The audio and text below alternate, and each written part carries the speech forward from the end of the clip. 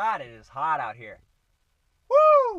BRAT summer has been over for a minute now. You know, it's October at this point. Fall should be in full swing, but it's hot as shit. Charli has started touring for this album, which has been really fun to see clips of online. And these tracks are so remixable in how they are made that she's actually re-releasing the album this coming Friday. That's gonna be really fun to see, so I wanted to hop on here and discuss the original album for a little bit, talk about some of the things that have really stood out and, you know, stood the test of time over the course of this summer. Also, some of the things that I may have found gripes with or just thought could have been executed a little bit better. That being said, this album was amazing and is in the top runners for album of the year at the moment, so I'm not gonna have too much scathing stuff to say about it.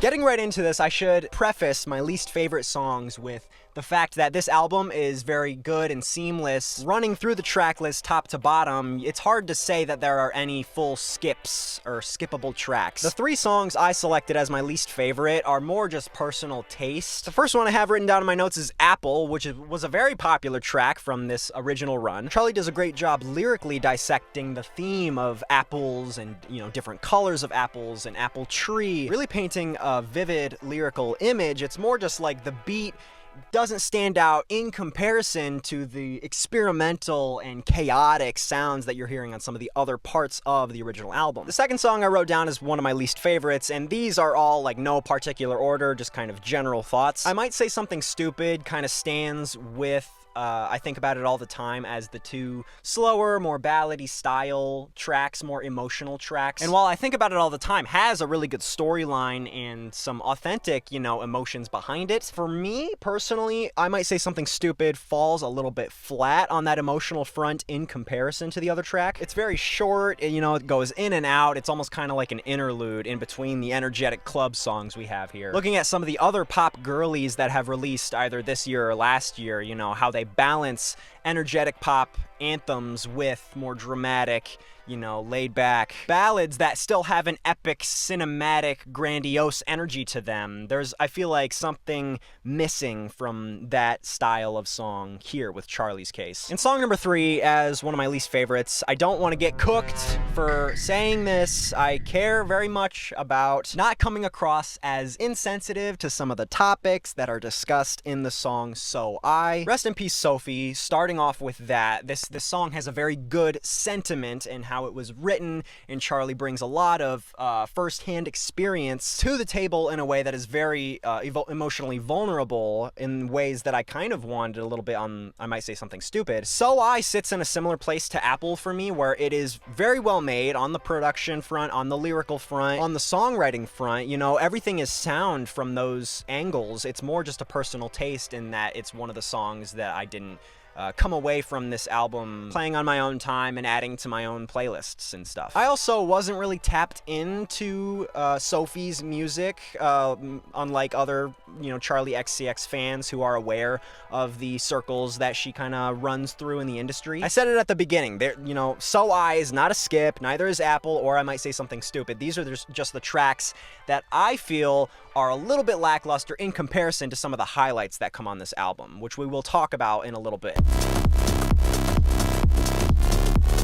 Before I talk about my favorite songs, there are a lot of remixes that we need to talk about in regards to this album rollout before and after the initial release. Also, a little bit of a selfish plug, but the same day that the re-release of BRAT, the 30-song epic with a bunch of remixes, October 11th, this Friday, I will also be releasing a single on my Spotify called 616. Shout out to the people from West Michigan. You know, I gotta represent the local music scene we got going on here. I'll put a link in the description if you want to pre-save the song. Also add a snippet of the single at the end of this video, so stay tuned for that. We're not going to talk about all the remixes that have come out for the songs on the initial BRAT album. There are a couple remixes that are way more dubstep-y and like they take the clubby, you know, digital energy and just turn it up to 1,000. Those kind of have their own vibe, but there are a few major players in the remix game that we have to talk about. And I'll give my opinion on whether the original version of the track or the remix is better. First one, we have Guess, the original off the deluxe Brat, and then we have Guess with Billie Eilish as a remix,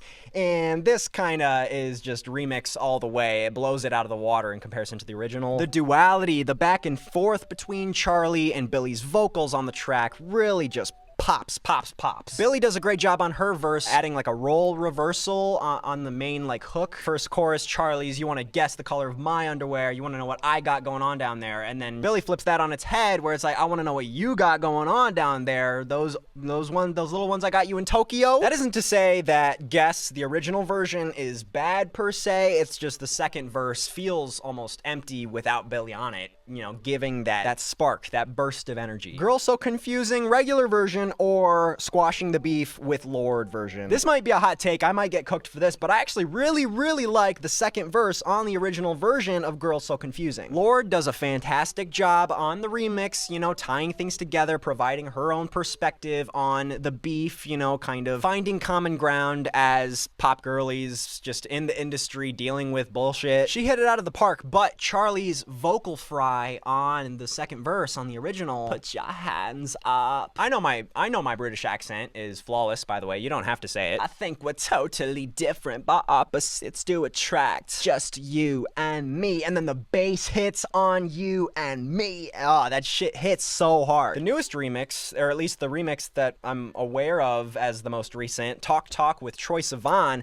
This one, I am taking the remix over the original just because the clubbiness just stands out on this remix way more than the original. It just adds an edge, a little bit of flavor, a spice that was missing a little bit from Talk. The original one is just very clean and pristine as a pop song. Troy's vocals sound great on the track. The beat has like an empty space, like a couple measures before the drop actually comes in. And the remix allows the vocal from Charli, the talk to me in Spanish, talk to me in French. That vocal line is way more in your face in this new mix. And I really like that because I love that line and it doesn't get enough love in the original mix of the song. So this is the last remix that I'll talk about before getting into some of my favorite tracks. Von Dutch, let's talk about Addison Rae for a moment. I believe A.G. Cook is also credited on that remix with Addison.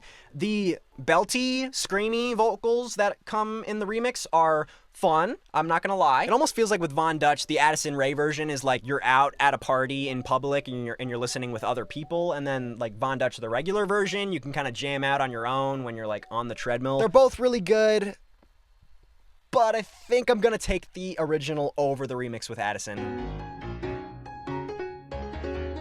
And this actually transitions well into the final segment of this video, the favorite songs, my personal favorites. You could argue that the original version of Von Dutch, as one of like the earliest singles from this Brat release, it's a little bit played out over the course of Brat Summer. It got played a lot. It's still a fucking banger though. Like that is just undeniable. The high synth lines, there's a synth in there that sounds like a rickety old water faucet and you're trying to like adjust the temperature.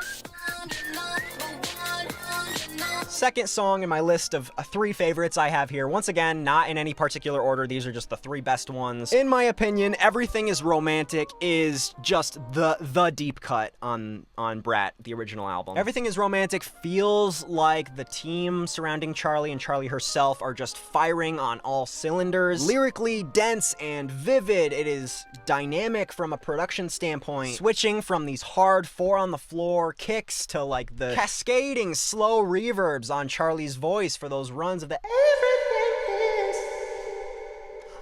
Even the outro is like weirdly underground and ethereal and has these like running swells of percussion. It's just crazy. Before I give my last of the favorite songs, I'm gonna give some honorable mentions of some really good songs that just didn't make the cut for my top 3. Upon listening to the original album when it first came out, I loved Sympathy Is a Knife. Just some pop perfection coming from that song and the vocal takes there. Club Classics is insane. The slimy ass bass lines that are all over this album need to be talked about. Even Back to Back, which Back to Back was kind of lackluster upon my first listen, like upon repeated listen, I've grown to love that song and the clubbiness of it. The repeated vocal chops are very interesting to listen to because the synths and the drums are so dynamic throughout the rest of the song. But with that being said, I have one more favorite song, and it is Mean Girls. Yes, it is. Holistically viewing the album as a whole, Mean Girls embodies the ethos of Brat. It is sassy, it's got attitude, attitude in the verses, and then it just blows up and explodes. The silence that comes right before that sizzling piano line that just rides to the end of the song.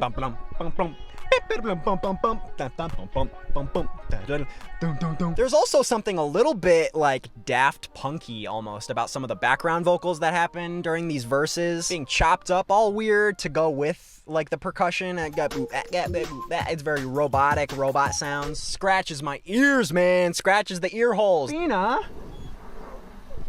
Hey, baby. Hey. It's gonna be okay. Overall, talking specifically about just BRAT, not BRAT Deluxe, not BRAT, but it's completely different. 15-track BRAT is an amazing album. My critic score is probably not perfect. I know Anthony Fantano gave it a 10. People raved about it online. I'm gonna give it a 9-, okay? It's really, really good, really good. I've listened to it enough times now, though, to where there are things that would make it more perfect for me. That being said, audience score, I mean, it's a 10. It's gotta be a 10. Come on, it's a 10. It's a 10. Much love to everybody who enjoyed watching me sit here in this hot car talking about one of the most popular albums of this year. What did you think of the album? What would your score be if you were Anthony Fantano? Let me know what other albums I should talk about in this kind of format. This is really fun, so I'm gonna be covering more albums that have been coming out recently the past few months. Like I said, my new single drops October 11. I'll give you a snippet right here. Thank you for watching, everybody. See you later.